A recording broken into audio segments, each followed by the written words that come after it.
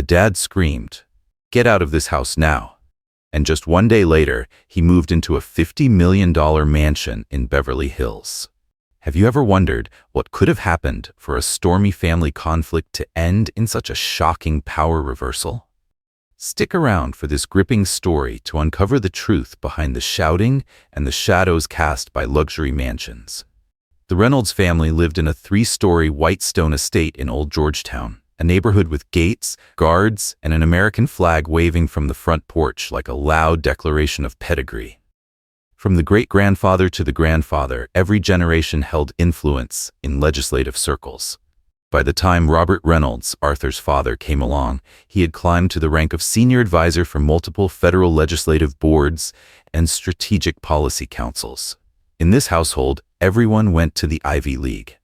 Everyone knew how to shake hands properly, make direct eye contact, and keep their spines straight when speaking. One wrong move, and you'd bring shame on the entire bloodline. Arthur Reynolds, the only son, 29 years old, had never once been called the pride of the family. He didn't play golf.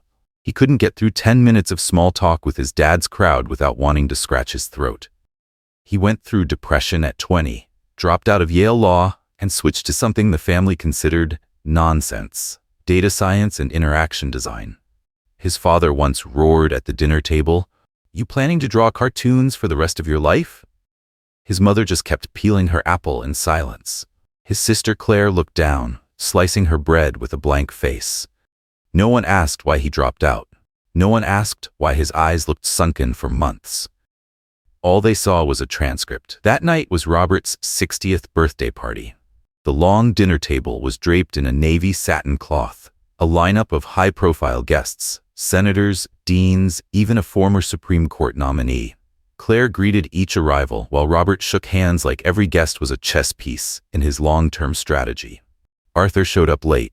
His suit didn't fit right. His tie was crooked. He looked like a guest who had wandered into the wrong party. When asked to give a toast for his father, Arthur simply stood, raised his glass, and said, "Happy birthday, Dad. Hope the year goes exactly as planned." Then he sat down. No fancy words, no nods to past accomplishments, no polite jokes to break the ice. The party carried on, but Robert's gaze from that moment was colder than the ice bucket at the end of the table. By midnight, only the family remained. In the walnut-paneled study, Arthur leaned against the doorframe. Claire scrolled through her meeting calendar on a tablet. Their mother quietly folded the table linens. Robert turned to face Arthur. No need to say his name. "The campaign kicks off next month. I've already spoken to the media team. You'll be in charge of digital data strategy. That's what you studied, isn't it? You can handle that, right?" Arthur stood still, not flinching. "I'm not doing it." "What?" "I've said it before. I'm working on something else. I don't belong to this." The room was so quiet, you could hear the faint buzz of the ceiling light. "This?" Robert's voice dropped, sharp and tense. "You're talking about my family like it's some kind of marketing firm?" He stepped forward. "What do you think you are? A dropout? A guy sketching trashy little apps? Let me be clear. If you've got nothing to offer this family's reputation, you better get out. Get out of this house. I don't have a son like you." Claire said nothing. Their mother let out a sigh, barely audible, like she'd known this ending was coming all along. Arthur didn't answer. He didn't look back. He just walked out of the room, down the cold stone steps. Outside, a light mist settled in. The streetlights cast a pale glow that made Arthur's coat look even more faded than usual. He pulled out his phone. A new email popped up. Subject: Confirmed transfer. Round 1, Onyx Syndicate. Amount: $200,000. Note: Phase 1 funding for core acquisition. Cleared. Proceed. Arthur stared at it for 5 seconds. No smile. No reaction. He slipped the phone back into his pocket, shoved his hands into his coat, and caught a cab out of the wealthy Georgetown neighborhood. No suitcase. No goodbyes. No one tried to stop him. He left empty-handed. But his wallet now held enough to buy back everything they once looked down on. The very next morning, Arthur checked out of the temporary hotel and stepped into a black SUV waiting at the curb. The ride took over an hour, cutting through Sunset Boulevard before turning up a private incline leading to a secluded mansion perched above Beverly Hills. The house was clad in pale limestone, its facade lined with clean, square columns and a sloped roof in classic European style.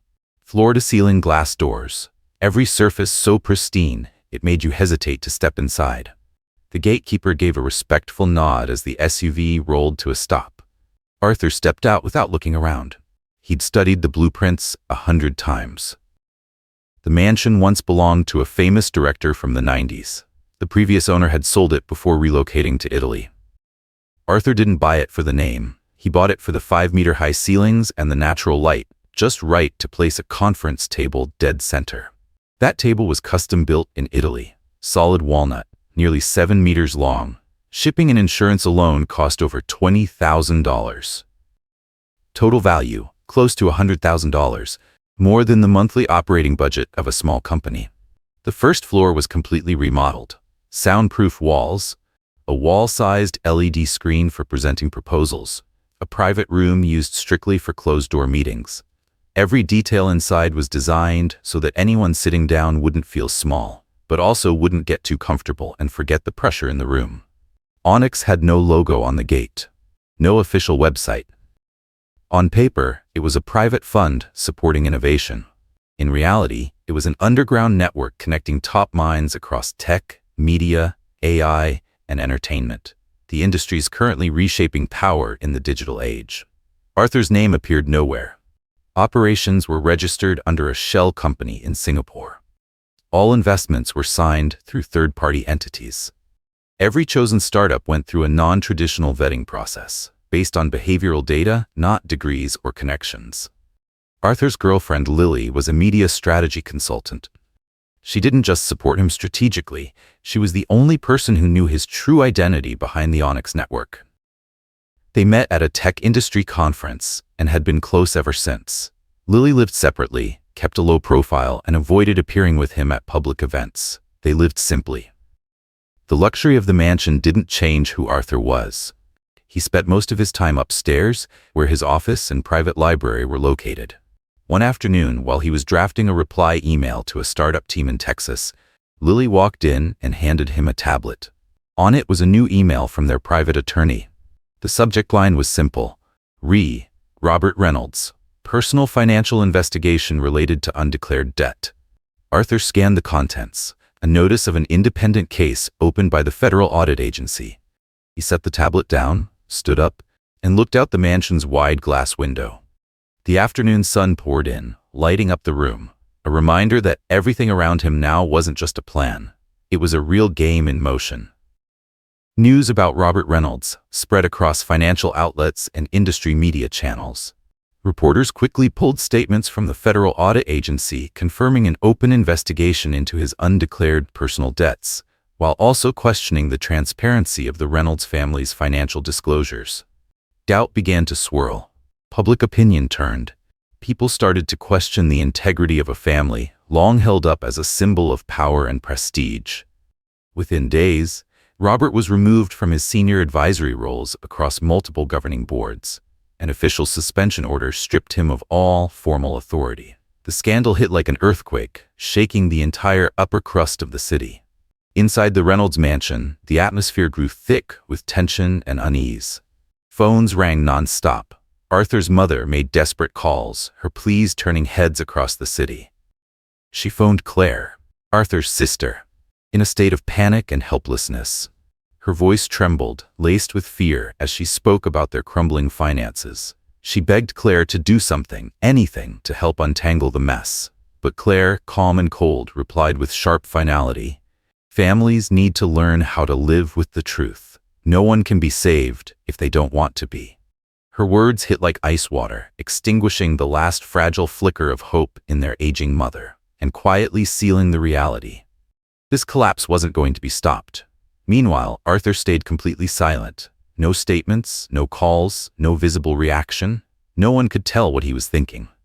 But behind that still exterior was a plan, one crafted long ago, now unfolding with precision, piece by piece. In truth, the entire investigation into Robert Reynolds wasn't a coincidence or some random leak. It was the result of a carefully orchestrated chain of disclosures, directed and tightly controlled by Arthur himself. He knew the law. He knew how to apply pressure without crossing legal lines. He knew how to release just the right information at just the right moment to create maximum impact without leaving anything traceable. In the days that followed, major assets under Robert's corporate holdings began shifting hands quietly. Rental properties, equity in small businesses, long-term financial investments. One by one, they were bought out through complex transactions that left no clear trail. The force behind those transactions?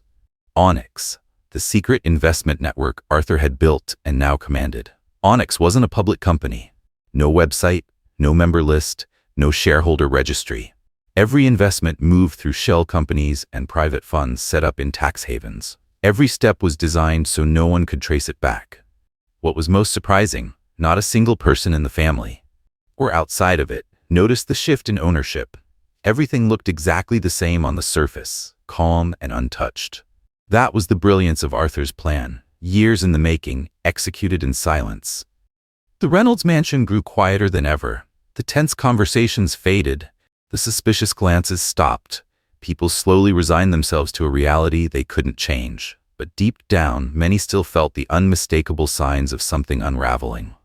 One morning, Arthur received an invitation to be the keynote speaker at a major investment event in Beverly Hills. The guest list: elite investors, high-potential startups, and top minds in tech and entertainment. No one in Arthur's family knew about the event. None of them were invited. None of them belonged there. This was Arthur's world now, where he was no longer the overlooked son, but the one calling the shots, the one behind the biggest moves in the room. He spent days preparing his keynote, no grandstanding, no personal anecdotes, no need to justify his past or prove anything about his name. He spoke only of the future, of opportunity, of how those without legacy or spotlight could still create immense value. Arthur's speech drew serious attention. The crowd didn't know his past. They didn't see the fractured family behind him. To them, Arthur was something else entirely, a symbol of reinvention and the new power shaping the investment world. As he stepped off the stage, Arthur let out a quiet sigh. Not from triumph, not because revenge had landed. He knew there were still battles ahead, more minds to outmaneuver, more pressure to hold. But at the very least, Arthur had proven he wasn't the failure they once thought he was. Across the city in the old Reynolds house, the air was heavy with gloom and the sound of sighs that never seemed to end. The people who once had everything were now learning how to live without illusions, forced to face a downfall they could no longer avoid. Arthur stood by the window of his mansion, watching the golden hour spill across rooftops and the glowing streets below. He knew the game wasn't over, but the first shot had been fired. News of the Reynolds family's downfall sent ripples through the upper class. Claire, once a prominent media strategist, had lost her influence and standing. Now, she received an invitation to a major investment event hosted by Onyx, not to be honored, but to salvage what little remained of her fading reputation. The invitation extended to her parents as well, two people still clinging to a past that no longer held power. The evening took place inside the grand hall of a luxury conference center in Beverly Hills. Warm golden lights bathed the stage. Rows of tables were perfectly arranged, filled with top names in tech and finance. The sound of lively conversation, soft clinks of glasses, all wrapped the room in a mood that was equal parts elegant and heavy. Everyone was watching, and everyone knew exactly who had fallen and who now held the floor. As the main program began, the lights dimmed to black. A blinding spotlight hit the stage. Then bold words lit up the screen behind. Arthur Reynolds, CEO of Onyx, owner of Residence No. 9, Beverly Crest. The entire hall fell silent. The murmurs faded to nothing. Arthur stepped out, posture straight, eyes razor sharp, like he was walking onto his own territory. No smile, no glance at the familiar faces in the crowd.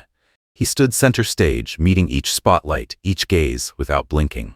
Robert Reynolds, standing below, froze. His expression shifted fast, eyes widening, voice breaking with disbelief laced in confusion. "You own this place?" Arthur didn't answer with words.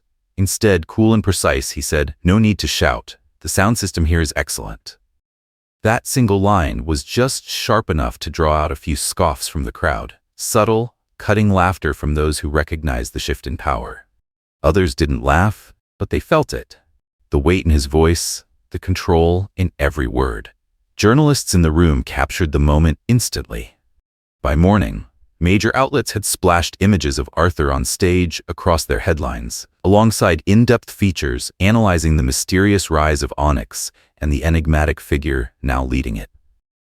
The media didn't skip the backstory. They dug up the Reynolds family legacy, the unraveling, the fall, and traced a clearer line between Arthur and the quiet, calculated transactions that had reshaped the landscape behind closed doors.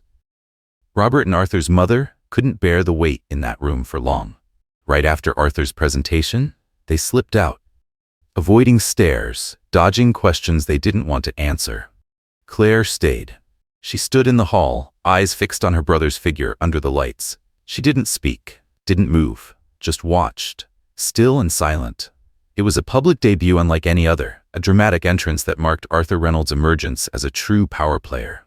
He had stepped into the spotlight not as a shadow of his past, but as the one casting it. The leader, the architect. As the stage lights dimmed after his keynote, Arthur quietly made his way down the steps. His heart felt heavier with each step, pulled down by the weight of memory. A flood of sharp, painful images rushed back, moments from a childhood he had never truly escaped.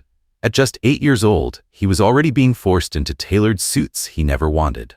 Not for comfort, not for expression, but to fit the mold the Reynolds name demanded. The suits clung to his small frame like armor, stiff, suffocating, designed not to protect, but to imprison every real feeling inside him. He was never allowed to play the piano, even though his love for music ran deep. His mother banned any sound that might disturb Robert, the cold, rigid father who demanded silence over expression. When the family's beloved dog died, Arthur wanted to cry. But the adults told him, men don't cry. Every tear was swallowed in silence, every small heartbreak tucked away, slowly building into shadowed corners of his soul. In the Reynolds household, he was always the weird one.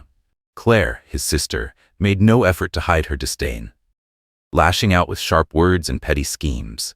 Once, she orchestrated a lie about his SAT scores that got him suspended. All it took was one small twist of the truth. What hurt more was what followed. Nothing. No one stood up for him.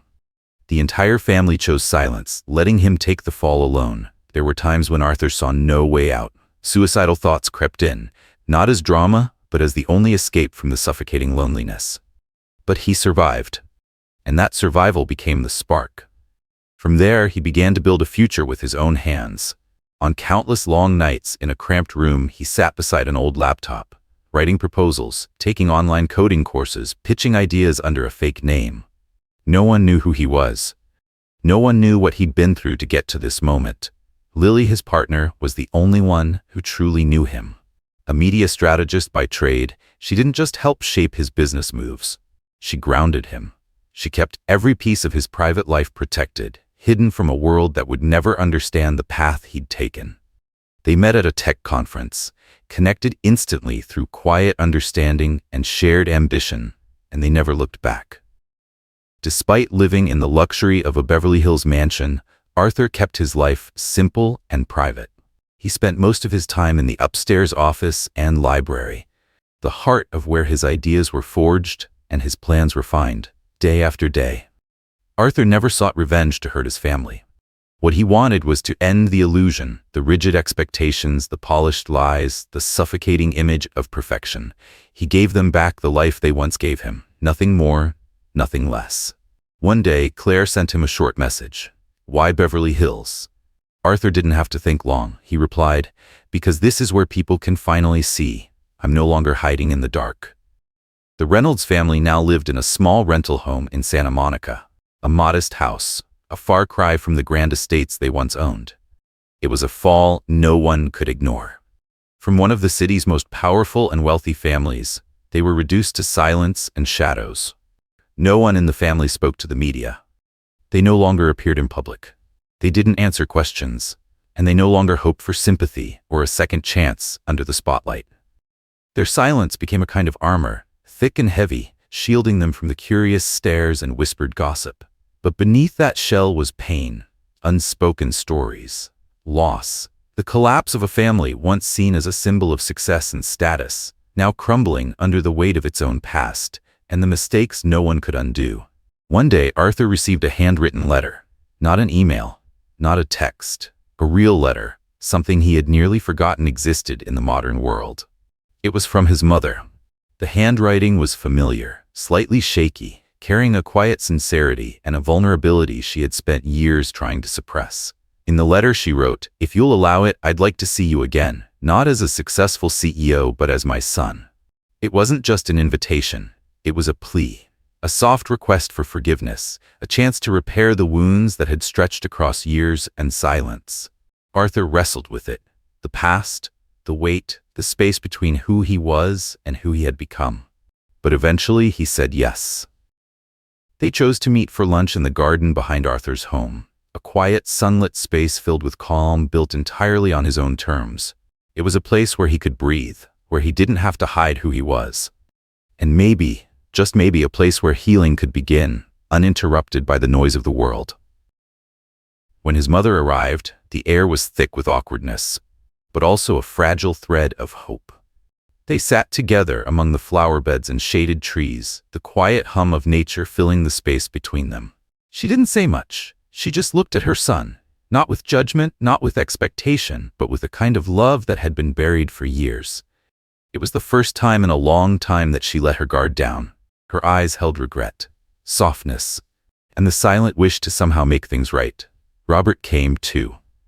True to form, he carried the same sternness, the same stiff posture. But in the quiet pauses, in the fragments of small talk, Arthur could feel something else. A struggle inside him. A tension between pride and loss. At one point, Robert looked around the garden, the home, the life Arthur had built, and said, "You've built it all right, but life's not your private game. No one remembers who finishes second." It wasn't praise, but it wasn't the usual scorn either. It was something in between. A hint of admiration twisted up in old habits that still wouldn't let go. Arthur responded with a faint smile, not bitter, not angry. "Good," he said calmly, "because I never needed anyone to remember your name." It wasn't a challenge. It was a quiet declaration of freedom, that he no longer needed validation from those who once denied him. The lunch ended in a silence thick with emotion, not dramatic, but deep. Robert left first, his steps steady, but his presence somehow smaller than when he arrived. Arthur's mother stayed behind a little longer, sitting quietly beneath the trees. There were no tears, no apologies, no blame, just a look, the kind she had never given him before. Soft, real.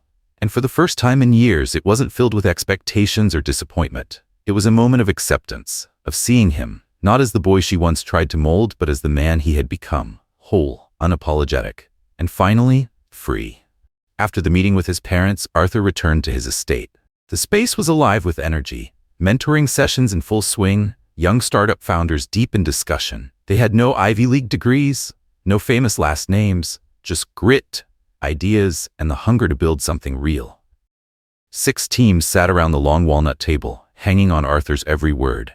He stood among them, not as someone wounded, not as someone seeking revenge, but as a man who had finally come into his own.